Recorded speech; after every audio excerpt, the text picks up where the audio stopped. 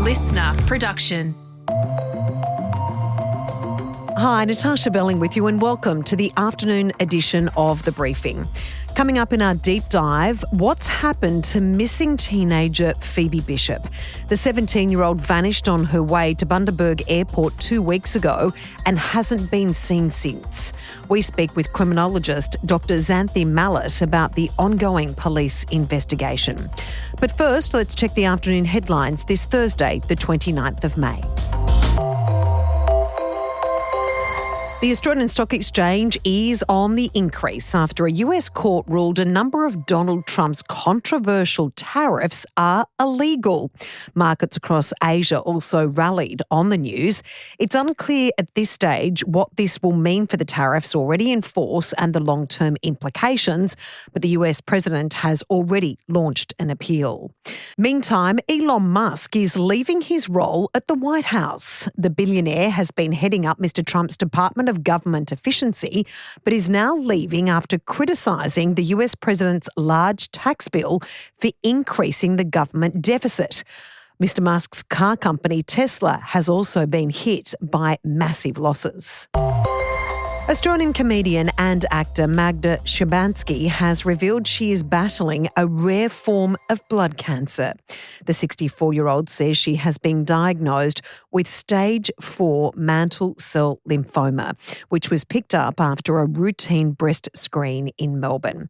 Magda says she has already started treatment and is in great hands. The good thing is I'm surrounded by beautiful friends and family and an incredible medical support team. Honestly, we have the best in the world here in Australia, particularly in Melbourne, so I feel very fortunate.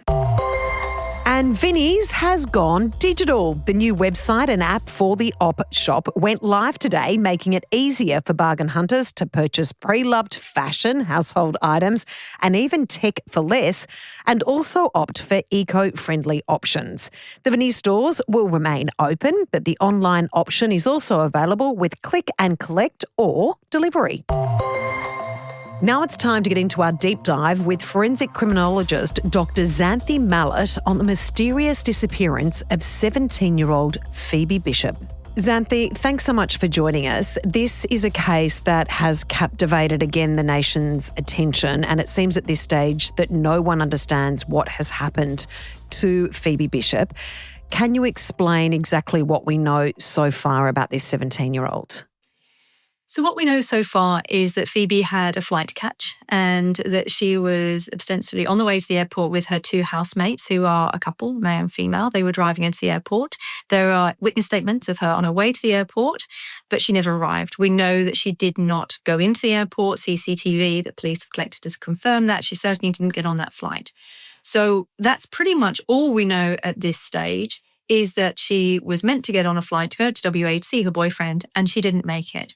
We also know that the house in which she lived with that couple has been designated a crime scene and has been searched, as has the car that she travelled in. And her luggage is also missing. So that's one of the things the police will be looking for.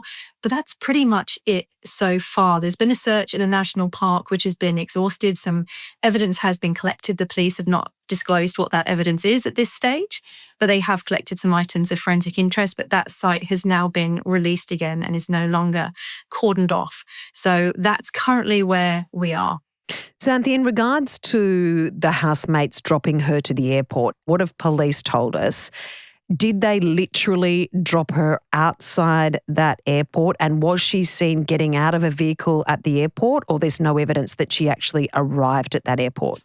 Now, as far as I know, there's no evidence she actually arrived at the airport. So she's now been missing for 2 weeks, and we know a lot of this information has played out online before Pheobe disappeared. Whenever there's a really high-profile case, it always generates a lot of online traffic and lots of people start chatting and there's gossip and innuendo, and it's really difficult, I think, to kind of filter that and determine what the truth is.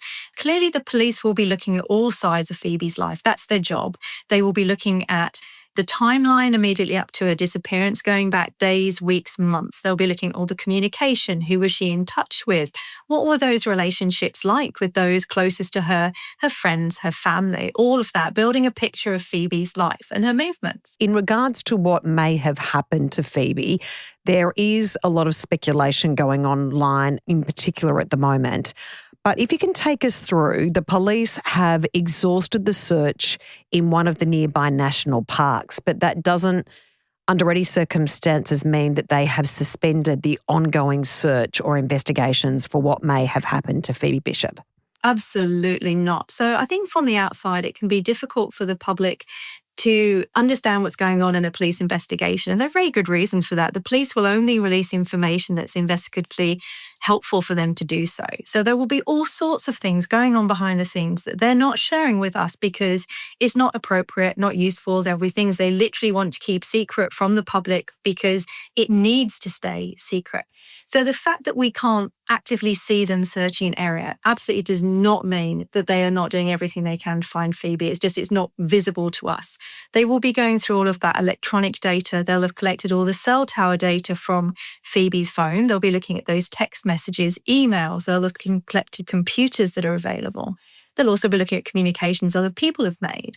And so they're collating all of that. And there is a lot of information that they will be going through. And they're doing all of that behind the scenes.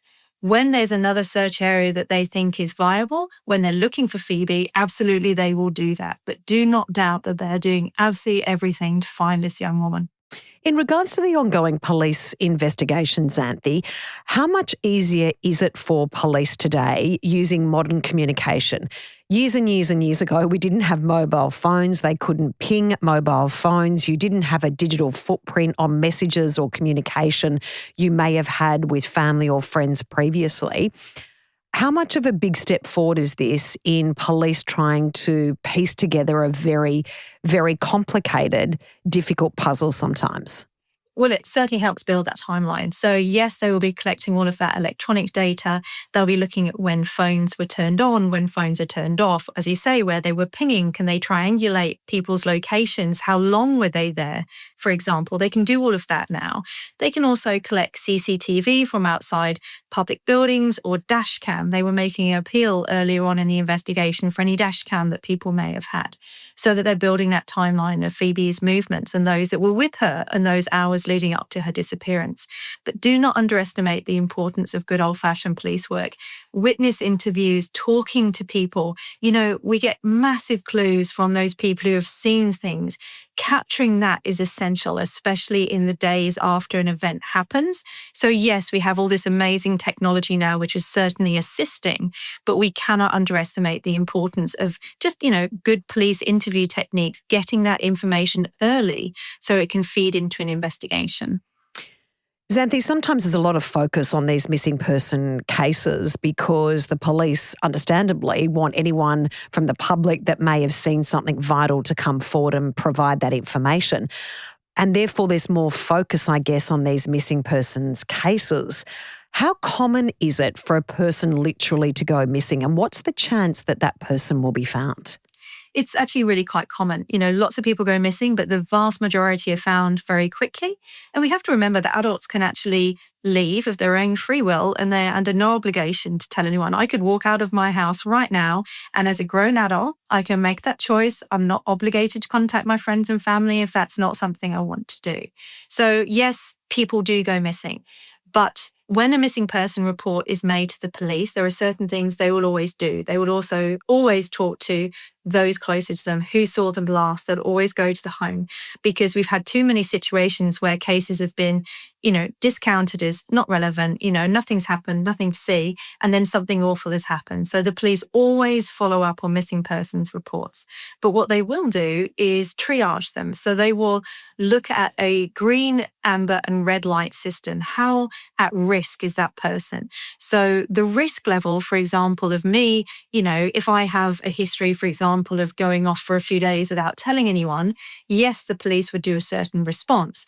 But the risk to my safety isn't as high as, say, I'm a 3-year-old who's wandered off, into the bush somewhere or has disappeared from a caravan park, or an elderly person who's, wandered off from their care home and they have Alzheimer's. So the triage system is different depending on the risk level. But ultimately, Phoebe, I think, was recognized as at risk quite early. They certainly would have recognized that she was potentially in danger early. It was out of character for her to not have any contact. Not getting on that plane was a big thing that was really important to her. Something serious stopped her getting on that plane. So they would have immediately put her into that kind of like category of high risk and would have put all of their resources into finding her. We really hope Phoebe is found and everything is okay with her, and we appreciate you joining us today. Thanks so much, Xanthe. Thank you. That was Dr Xanthe Mallet from the University of Central Queensland. And that's it for this episode of the afternoon edition of The Briefing. We'd love you to subscribe or follow us on Instagram at The Briefing Podcast. I'm Natarsha Belling. Thanks for your company.